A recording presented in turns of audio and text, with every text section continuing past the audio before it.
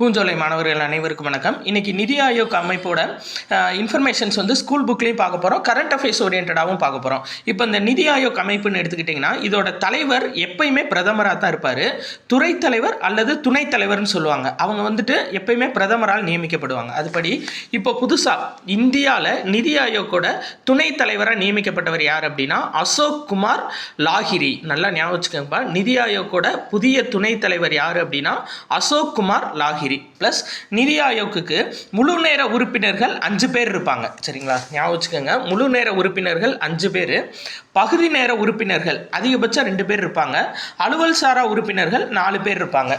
இந்த முழு நேர உறுப்பினர்கள் இருக்காங்க பார்த்தீங்களா, 5 பேர். அவங்களும் புதுசாக நியமனம் செய்யப்பட்டிருக்காங்க. அவங்க பேர் பார்த்தீங்க அப்படின்னா KV ராஜு, M நிவாஸ், அபய் காந்தி, கோவர்தன் தாஸ், ராஜீவ் கௌபா. சரிங்களா, இவங்க 5 முழு நேர உறுப்பினர்கள். ஸோ இந்த இன்ஃபர்மேஷன் ரொம்ப ரொம்ப முக்கியம். எத்தனை முழு நேர உறுப்பினர்கள், எத்தனை பகுதி நேர உறுப்பினர்கள், புதிய துணைத் தலைவர் யார் அப்படின்னு சொல்லி கேட்பாங்க. புதிய துணைத் தலைவர் அசோக் குமார் லாஹிரி. இந்த இன்ஃபர்மேஷன் பார்த்தீங்க அப்படின்னா 12th ஸ்டாண்டர்ட் பொலிட்டிக்கல் சயின்ஸ் அரசியல் அறிவியல் புக்கில் 8வது பாடத்தில் இருக்குது. இது நம்ம தினமணி நியூஸ் பேப்பரில் வந்த நியூஸ்பா. 26 ஏப்ரல் 2026 வந்த நியூஸ். நன்றி.